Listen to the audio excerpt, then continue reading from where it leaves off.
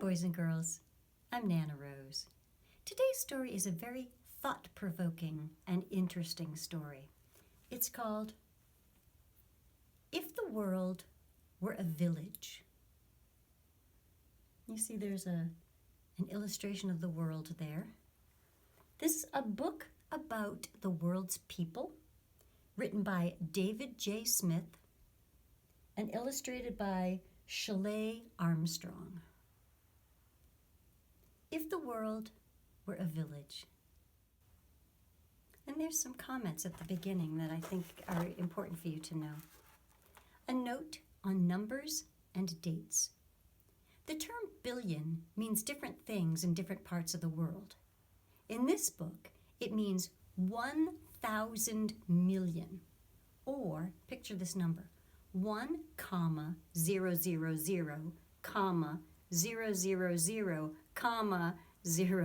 000, a billion. That's a lot of people. Calendars often refer to dates before the year 1 as BC, or before Christ, and dates after the year 1 as AD, or Anno Domini, the year of our Lord. However, most people in the world prefer to use the terms BCE, which means before Common Era, and CE, or after Common Era, or of the Common Era. For this book about the global village, BCE and CE have been used.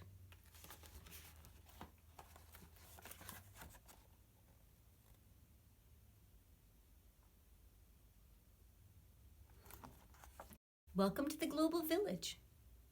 Earth is a crowded place and is getting more crowded all the time. As of January 1st, 2002, the world's population was 6,200,000,000. That's 6,200,000,000, 000,000,000. 23 countries have more than 50 million people. 10 countries have more than 100 million people. China has nearly 1,300,000,000.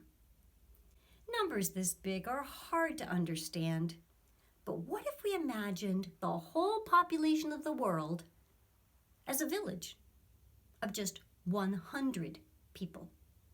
In this imaginary village, each person would represent about 62 million people from the real world. That's 62,000,000,000. So they're taking this huge number that we can hardly even understand, and they're making it the number 100. Okay, following that? 100 people would fit nicely into a small village.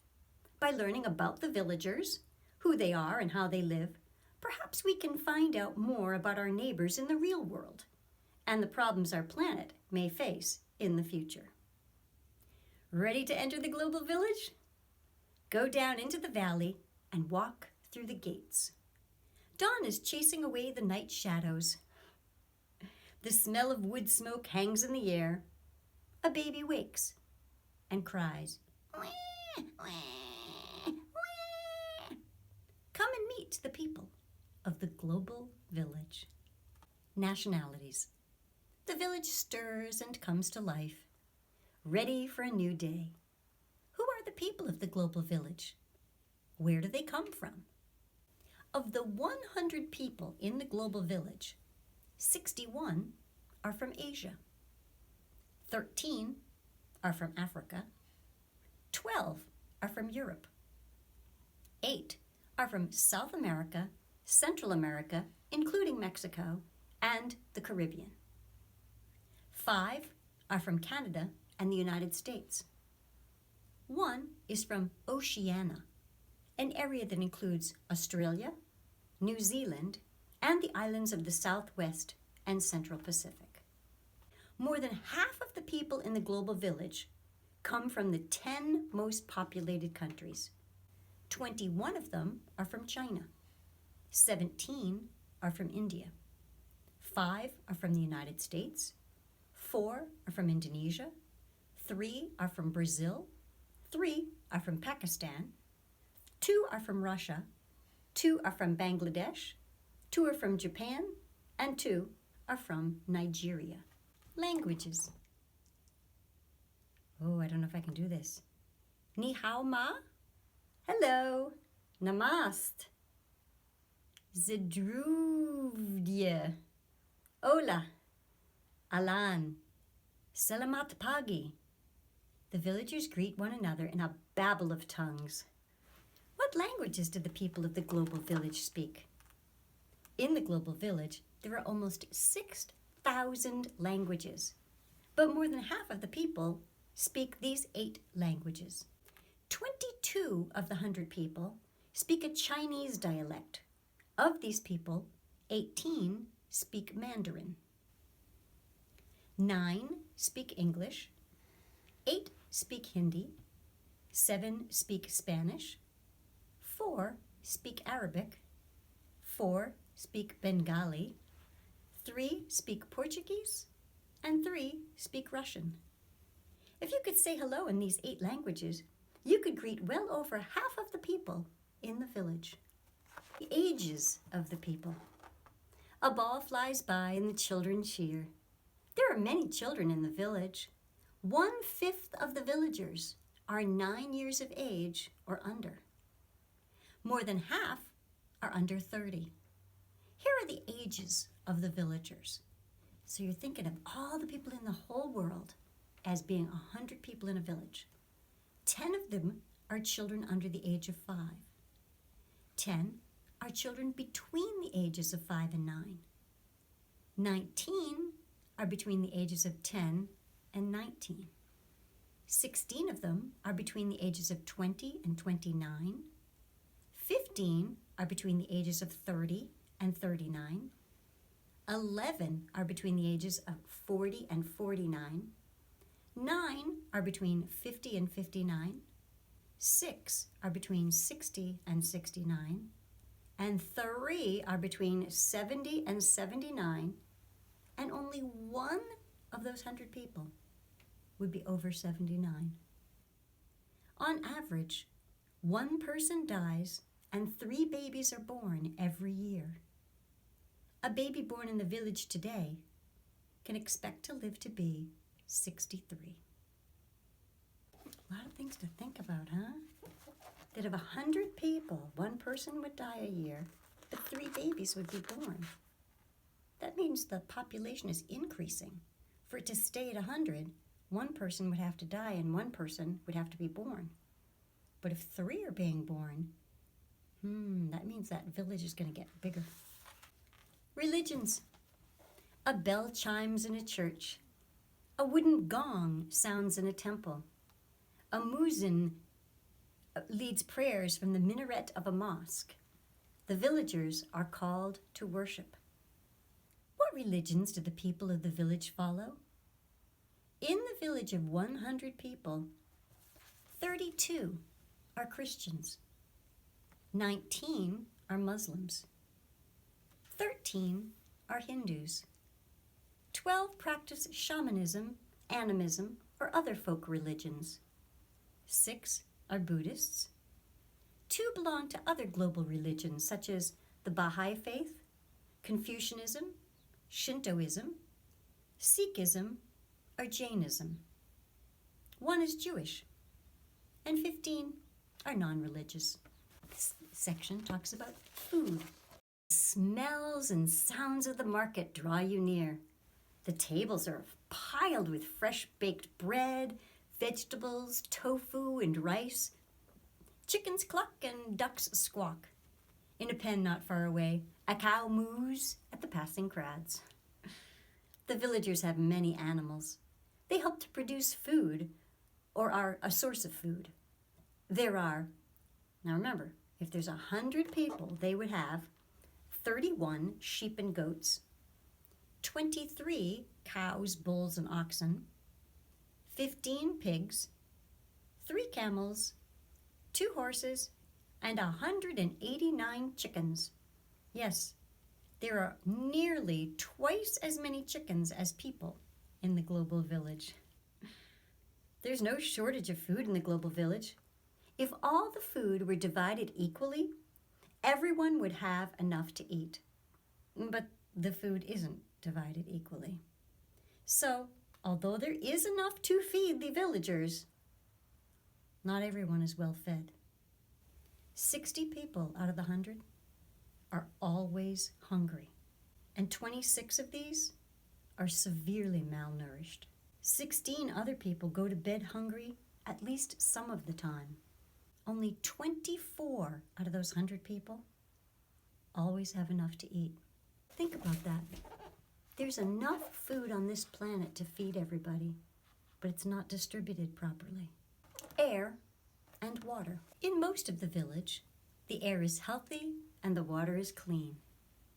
But not all the villagers are so fortunate. For some, the air and water are soured by pollution, putting them at risk for diseases, or water may be in short supply. Instead of turning on a tap, some villagers must walk long distances to find clean water. Fresh air and drinkable water are necessities. How many people in the village of 100 have clean water and a nearby source of clean water? 75 out of the 100 people have access to a source of safe water, either in their homes or within a short distance. The other 25 do not, and must spend a large part of each day simply getting safe water. Most of the work of collecting water is done by women and girls. 60 have access to adequate sanitation. They have public or household sewage disposal, while 40 do not. For those of you who can just flush the toilet and your poo goes away, or you put garbage in a trash bag and put it out to the road and it goes away, think about not having those things. What would you do with your pee and your poo? What would you do with your soiled napkin? 68 out of the 100 breathe clean air, while 32 breathe air that is unhealthy because of pollution. Schooling and literacy. A school bell calls the young people of the village to school, but for some children, there is no school to go to, or they must work instead to help feed their family. How many people in the village of 100 go to school? Well, there are 38 school-aged villagers between the ages of 5 and 24, but only 31 out of the 38 attend school. There is one teacher for these students. Not everybody in the global village is encouraged to learn to read, write, or think. Of the 88 people old enough to read, 71 can read at least a little, but 17 cannot read at all. More males are taught to read than females. Did you know that in some countries, girls are not encouraged to go to school? Money and possessions. In one part of the village, someone buys a new car. In another, a man repairs the family's bicycle, their most valued possession. Well, how much money do people in the global village have? If all the money in the village were divided equally, each person would have about $6,200 per year. But in the global village, money isn't divided equally. The richest 20 people have more than $9,000 a year.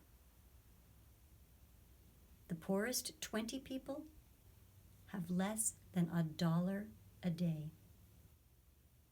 That would be $365, right? Because it's 365 days a year. The other 60 people have something in between. The average cost of food, shelter, and other necessities in the village is $4,000 to $5,000 per year. Many people don't have enough money to meet these basic needs.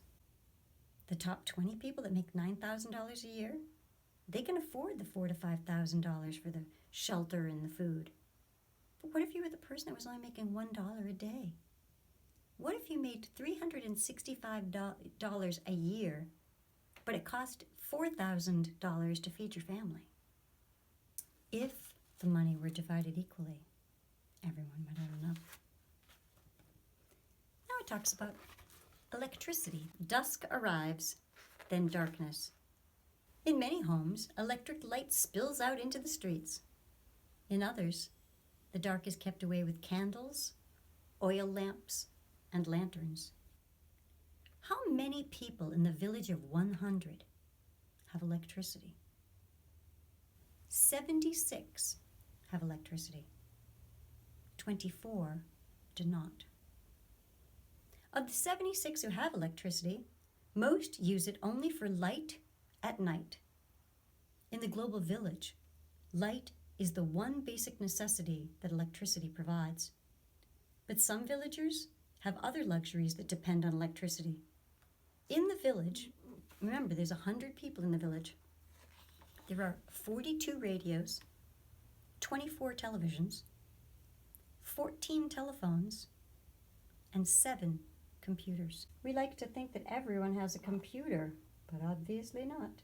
The village in the past. Today, 100 people live in the global village. How many people lived in the past? Over 3,000 years, the population of the global village doubled 5 times.